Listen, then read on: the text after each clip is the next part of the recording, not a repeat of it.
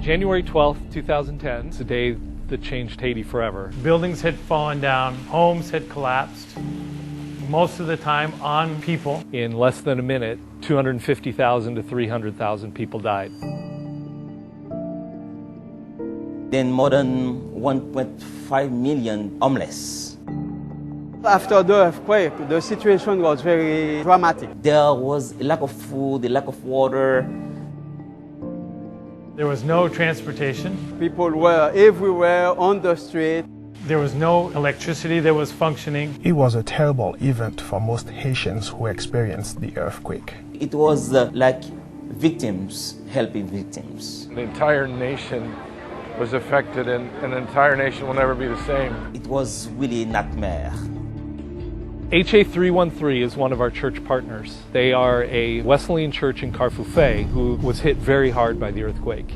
This is one of the projects where we would take visitors because of the quality of the program. Every person here lost loved ones. All the buildings have been collapsed. The school fell down. They had nowhere to send their children. I'll never forget driving through this section. We were following loaders and heavy equipment as they plowed through the debris. To see that beautiful church building standing there with the front of it all fractured and broken into pieces, and then to come up here and find the school laying in rubble. Compassion's been in Haiti for 50 years, so we had staff on the ground after the earthquake. By noon the next day, our country director had arrived to the office. I called my staff members, and then they showed up at the office. We start putting together our efforts to go to the churches and then help the beneficiaries.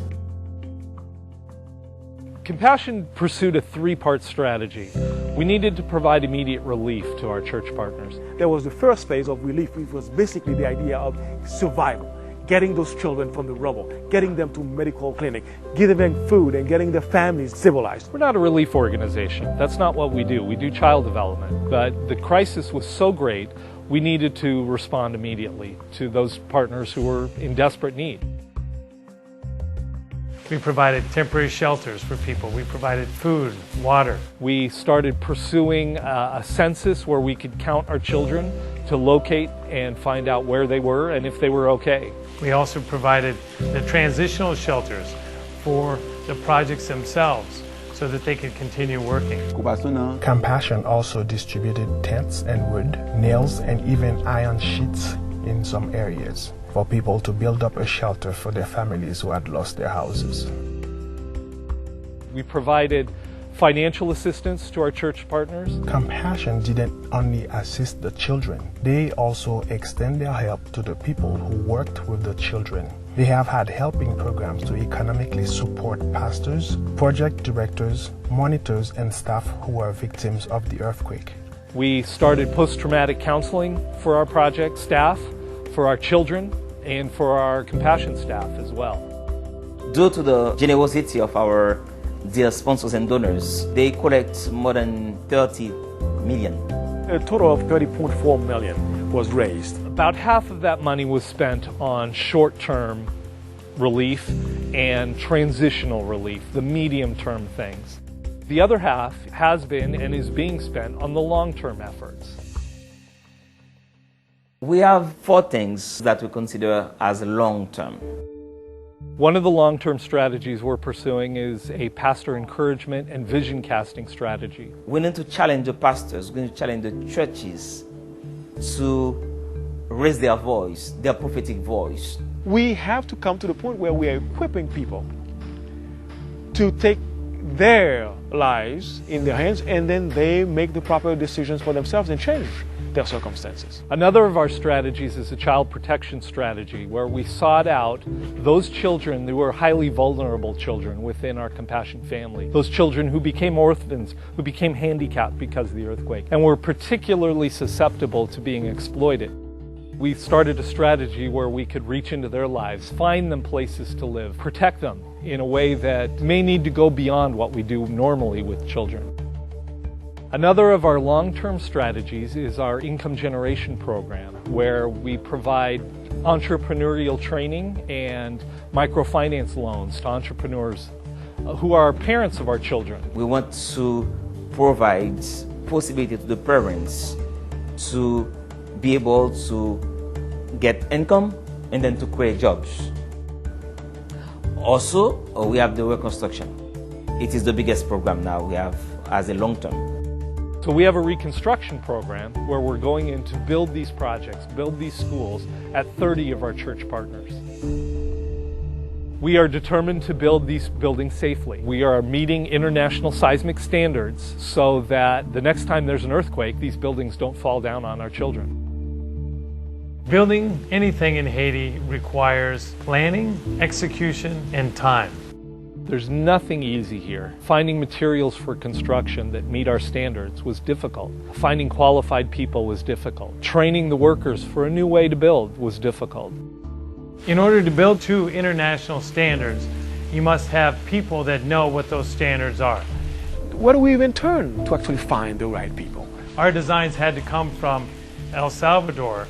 We've had to bring people from either the US or from El Salvador or other countries to help provide that technical expertise. 313 is the model for not only the type of program that we have, the type of partnership that we have, but also as a symbol of what we want to do for the country in the future. Compassion built for us these 2 new buildings. They guarantee us a different place in terms of beauty, quality, and safety compared with the one we had.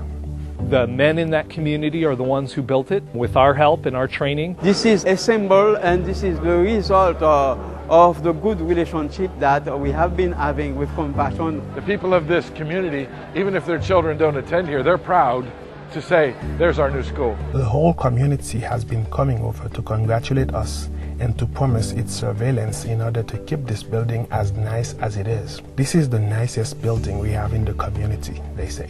I'm not afraid to say that it's entirely possible that our Wesleyan mission in Haiti would have collapsed during those difficult years if it weren't for our partnership with Compassion. Now the children, they have really in peace, they feel secure, and they have a better environment to learn. The whole time we were building it, we were keeping in mind 2 things. The teachers who are going to be in there, who are going to transmit the education to these kids, and those children who are going to be in there that are the hope of tomorrow for a new Haiti. What we're doing in the Disaster Response Office is temporary. In the near future, we're going to be done with our work because the earthquake response will have completed. We will have rebuilt these schools better than they were before. We're not only putting buildings up, but I'm extremely excited by the fact that there is knowledge that is being imparted. That's what development is all about. We can provide expertise, we can provide training, we can provide money to help teach our church partners how to build buildings correctly so the next time they won't fall down. When I went to those building sites and when I saw Haitian masons actually laying bricks according to code, this is a skill that they've acquired that they are going to take with them at the end of this process. And that is what we do best, and that gets me excited as well. It's about providing opportunities for the children of Haiti to grow up, to be the leaders of Haiti, to be the godly men and women who are going to change this country forever. Even though it has taken us long, but it is worth it. Because we are investing in the people and not just erecting a building and walking away.